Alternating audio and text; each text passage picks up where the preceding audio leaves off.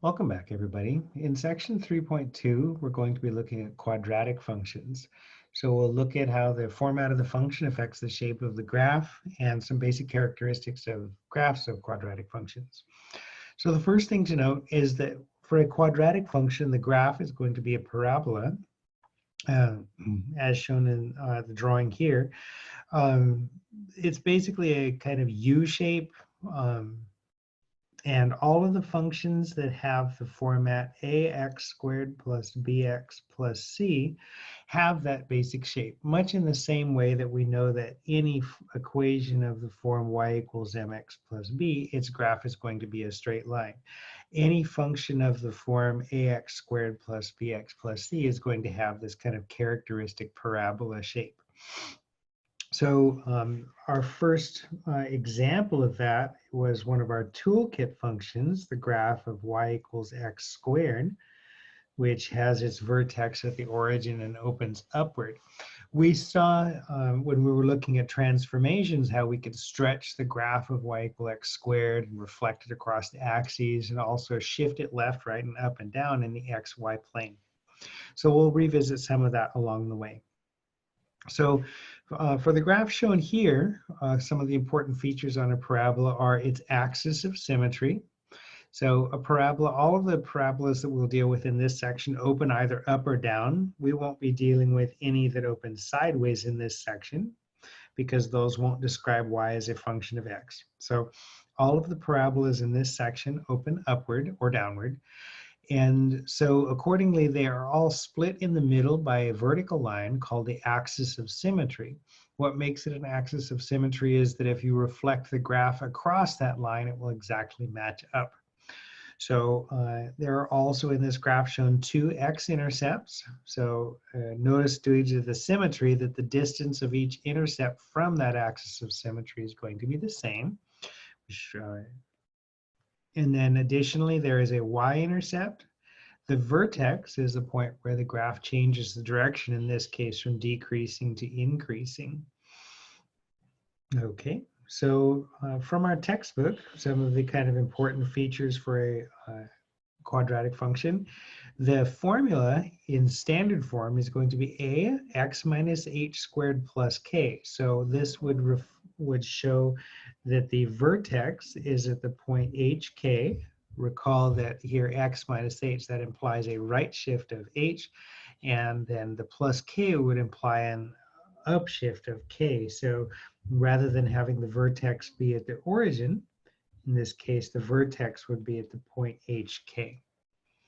Also, remember from our work with difference quotients that we found that the vertex is going to be located with an x-coordinate of minus b over 2a, and then the y-coordinate you would get by evaluating the function at minus b over 2a.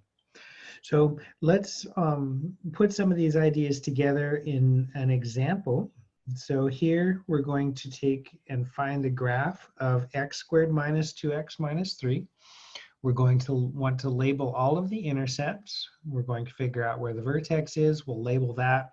We'll also give the domain and range, and then possibly some other things as well. So what I would do before starting to draw the picture is find some of the important features so that we know how to scale the axes. We don't want to end up with this grid that is labeled from, say, -20 to 20 in all directions, and then a little tiny picture in the middle, right? We don't want that. So it's a good idea to find out like what all the intercepts are and maybe where the vertex is and all that stuff before we find out or before we set up our grid for drawing. So let's go ahead and get the intercepts first. So let's do that. So y-intercept is easiest, right? So the y-intercept comes when x is 0. So f of 0 is -3. That means that the point 0, -3 will be on the graph. And then we'll want x-intercepts. To get x-intercepts, we'll set our output equal to 0, and we'll determine what the corresponding input is. Fortunately for us, I set this one up so it would be pretty easy to factor. So let's just double check that that worked out. X squared plus x minus 3x, that would give -2x, and then -3. So then it looks like x is 3 or x is -1. So the two x-intercepts will be at 3, 0 and negative 1, 0. So we have the x-intercept and y-intercept and two x-intercepts. Then next we should also get the vertex. The vertex is at minus b over 2a. That will be our x-coordinate of the vertex. So here our function, our b is negative 2. So minus negative 2, that's minus b over 2a. So that'll be 2 over 2 or 1 for the x-coordinate. And then to get the y-coordinate of the vertex, we'll find f of whatever the x-coordinate was, which was 1. So we'll find f of 1.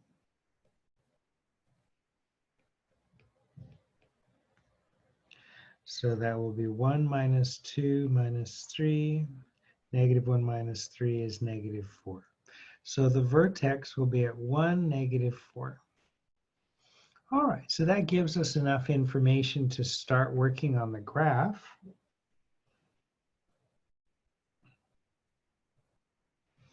So the y values, this thing opens upward because that's leading coefficient is positive. It's going to open upward.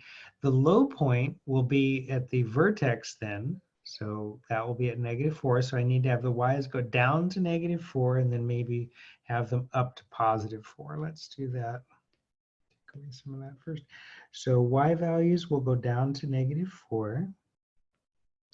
And then let's go ahead and go up to positive 4 as well. X values, our x-intercepts go out to like 3. So maybe if we go to like 3 in each direction. Okay, if we try to make those equally spaced, we'll end up with a better looking picture. You might want to use graph paper for this, but you don't have to. All right, so let's go ahead and draw that then. So our y-intercept is at negative 3, 0, negative 3. Our two x-intercepts were at 3, 0, and then negative 1, 0. The vertex was located at 1, negative 4. Okay, and then from there, we want to just kind of connect the dots. So we can use symmetry to help us draw the rest of this graph. I know that the y-intercept is to the left and 1 point or 1 unit up from the vertex. So if I go from the vertex 1 unit right and up, there should be another point on the graph, right? The mirror image of the y-intercept. All right, so there's that. Let's go ahead and start labeling some things. The vertex was at 1, negative 4. We had a x-intercept at 3, 0, and at negative 1, 0. At 0, negative 3 also. Okay, so let's go ahead and draw in, we didn't ask for the axis of symmetry, but let's go ahead and draw that in as well.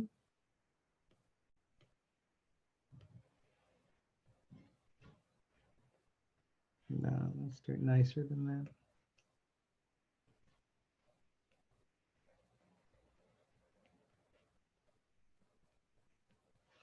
Okay, and then just to kind of check, the axis of symmetry should be halfway between the two x-intercepts. So taking a look, I know that the axis of symmetry to the right side x-intercept is 2 units, and that's the same as the distance to the x-intercept that is on the left, also 2 units. So that's a good visual check to make. Okay, we're also supposed to give the domain and range. So the domain is easy. You should always get the domain right on these. For any quadratic function, the domain is always all real numbers.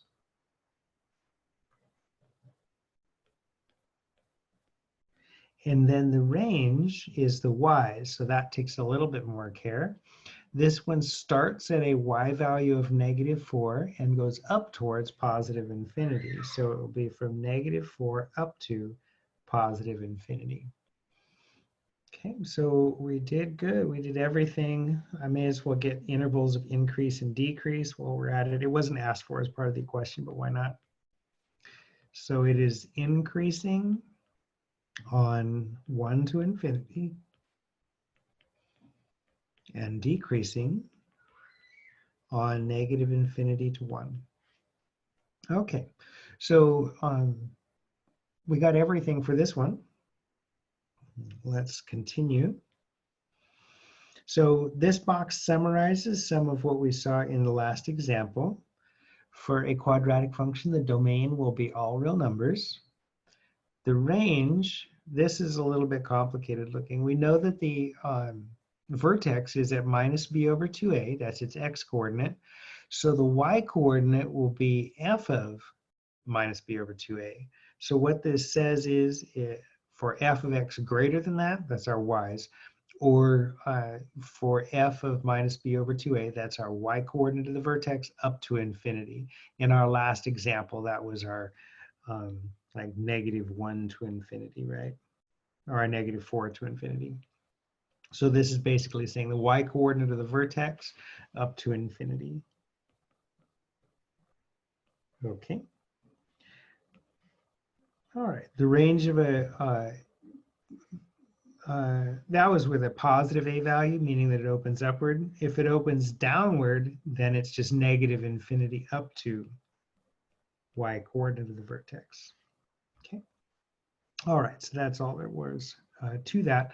So what we want to look at next is how we can take and write a function in that standard form. We can see that if you have it in this form, that ax minus h squared plus k form, then you can read off immediately what the vertex is. For example, let's say that we have the function that is 2x minus 3 squared plus 7.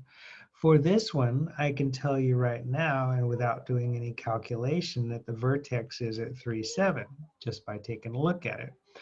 And since we know where the vertex is, we can also tell what the range is immediately.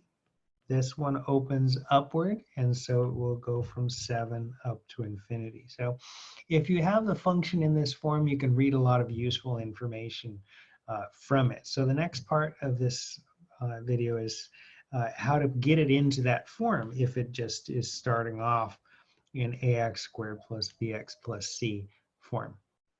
So let's take a look. To do that, we're going to need to either learn or revisit, depending on your experience, a topic called completing the square.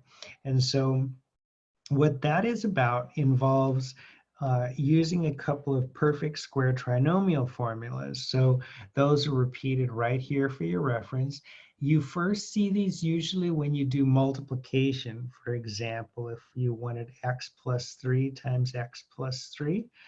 I know we just did a lot of multiplication involving binomials recently. But here you could use the FOIL method, distributive property, box method, a variety of methods of getting this done. Because the outers and inners are the same, you can do this more quickly and recognize that it's just x squared plus 6x plus 9. That is, the a here occurs twice, so you end up with 2a x's. And the lasts are both a's, which is why in the back you end up with an a squared. Let me do one more.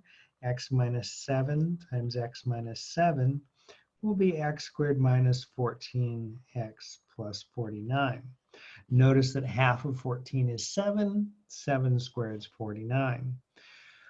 We can use this also to help us factor. For example, if you know x squared plus 10x plus 25, if you want to factor that, you can look at this and say, well, half of 10 is 5, and 5 times 5 is 25. So this will factor as x plus 5 squared.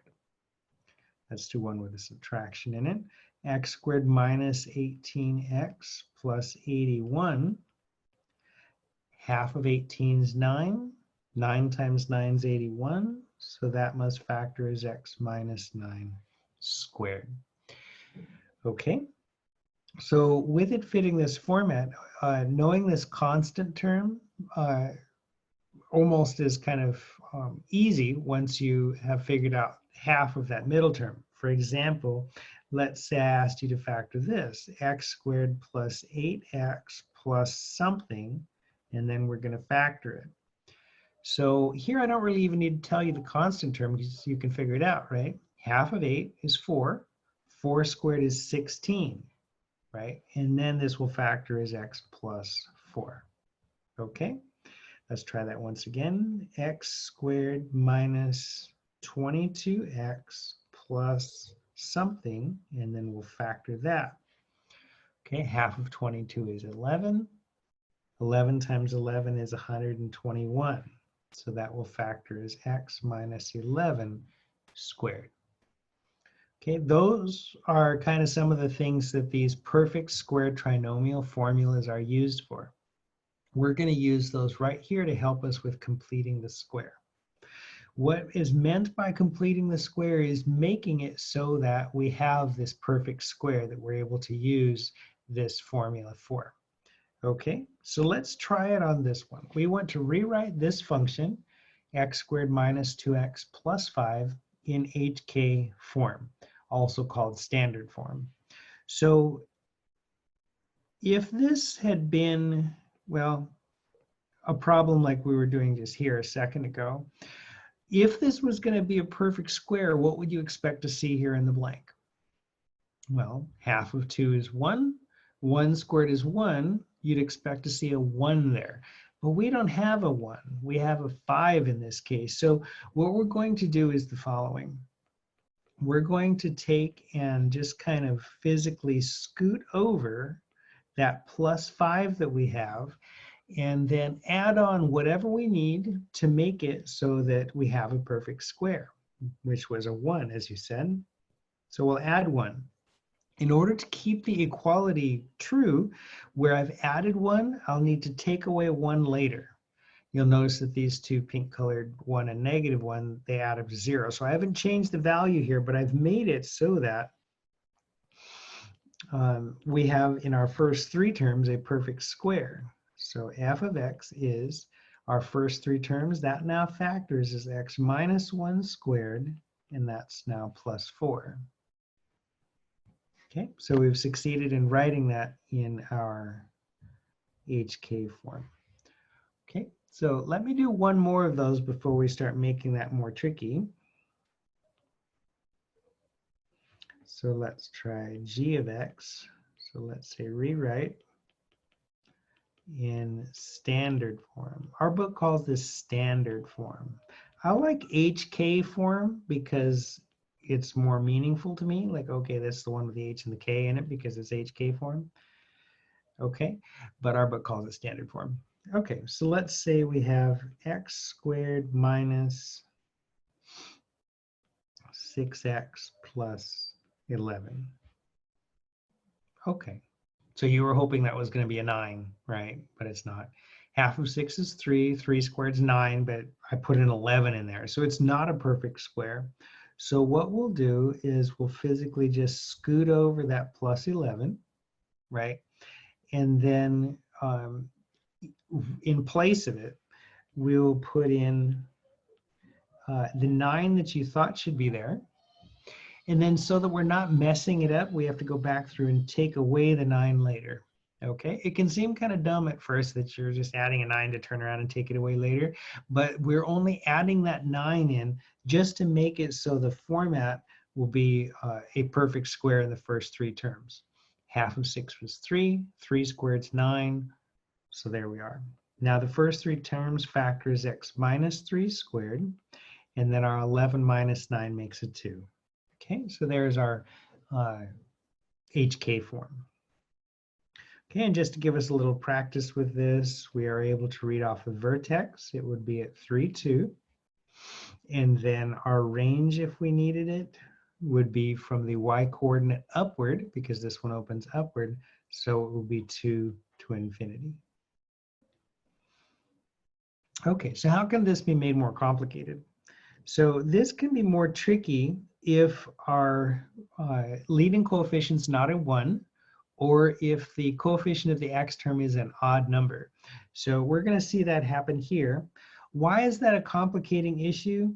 Well, our perfect square trinomial formulas have just a 1 in front of the squared term, and so we're going to need to adjust for that, because in this function, where'd it go? in this function, you can see that there's a 2 in there. So we're going to have to adjust for that in that leading coefficient. So what we'll do is we'll just factor it out. So we'll say f of x is 2, and we're going to factor it from all of the terms containing an x. So we'll have x squared plus 3x, and then we'll just leave that plus 7 out there at the end. We don't have to try to factor a 2 out of that 7 because we don't need to, really. We could, but we don't need to. So now we're taking a look at our x squared plus 3x part, and then I've left a little space here because we're going to end up adding in a constant. So this was the first complicating issue, the fact that I had to deal with that leading coefficient not being 1. The second thing is now this is a 3. So this is trickier now just because it's an odd number. On our last 2 examples, that middle number was even. So when you divide by a 2, you get a nice whole number. For this one, we're going to have a fraction in it, but that's okay. Still, we'll follow the procedure. We're going to divide by 2. And then square, and then add that and take it away. So let's just be careful about it. So here, 3, half of 3, okay, is going to be 3 halves. You probably don't want to write 1.5 for this because it's going to make the next part harder. So half of 3 is 3 halves. We're going to square that. 3 halves times 3 halves is 9/4. So I'm going to add in 9/4 right here. Okay. So I've temporarily changed the function, but we're going to fix it in a minute. Okay. So now I need to subtract something back here. And so what is yet another kind of complicating issue is that it's not 9/4. If we quit right now and distribute it, let's just think, we'd have 2x squared plus 6x, and then 2 times 9/4 is 9 halves. By writing in this 9/4, our right side actually increased by 9 halves. So we're going to have to take off 9 halves. Okay, that takes getting used to. The fact that what we're taking off appears to be different than what we just put on. But remember, what we've put in here was 2 times 9/4, which is in fact 9 halves. Okay, so if you've made it that far, good on you. And we're about done with it. So there's x plus 3 halves squared. Remember, what goes here inside the parentheses is just half that middle term, or the square root of the 9/4. And then finally 7 minus 9 halves. So 7 minus 9 halves, that's 14 halves minus 9 halves. That's 5 halves, right? And so plus 5 halves. All right, so there's our HK form. So that took a fair amount of work. We're going to do it again here in a second. Okay? Like right now. Okay, so this one is probably the hardest it can be. So if you make it through this one, you are going to be okay, I think. So here, several kind of complicating issues. Our leading coefficient is negative, so this thing opens downward. Our middle number 5 is, of course, an odd number, which is, again, a kind of complicating issue. So we want to rewrite this thing in HK form. So let's just get into it. So we'll begin by factoring out that -3, just from the terms that have an x in them, okay? So we'll have x squared, and then here we're factoring out a 3. And if you're thinking, well, how can I factor a 3 out of a 5? You can't. Well, we're just going to divide out the 3. So to divide 5 by 3, it's going to look like 5/3. Okay, remember with factoring, if you're ever unsure, you can always redistribute to check, right? -3 times x squared would give -3x squared. -3 times -5/3. Okay, the negatives would cancel, the 3 would cancel, leaving you just the 5, which is what you started with. Okay. All right, so far so good. So now we're up to the part where we have to figure out what to add in here to make a perfect square. So taking a look in here, we have -5/3. We want to take half of that. How to take half of something? You multiply by a half. So half of -5/3 is -5/6. Okay, so we've taken half. then you square, right? So square. That will give you 25/36. So we need to add in 25/36. Okay. We're getting there. So now we've put 25/36 in here, but again, if we quit and distributed, we'd have negative 3x squared plus 5x, and then this would be minus 25/12.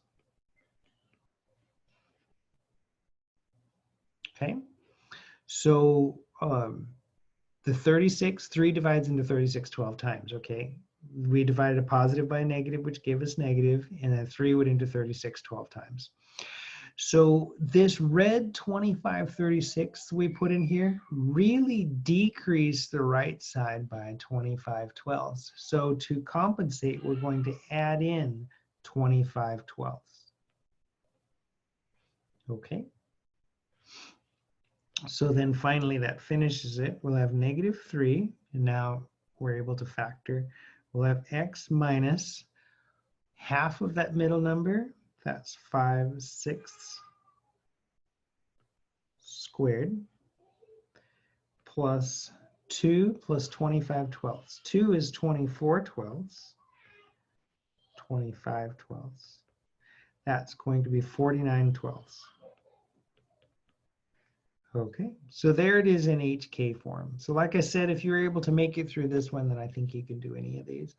So for this one, we can get the range. Now that we've gone to all this trouble. For this one, the range, we got to be careful because this one opens downward, right? So the range will be from negative infinity up to the y-coordinate of the vertex. So negative infinity up to 49/12.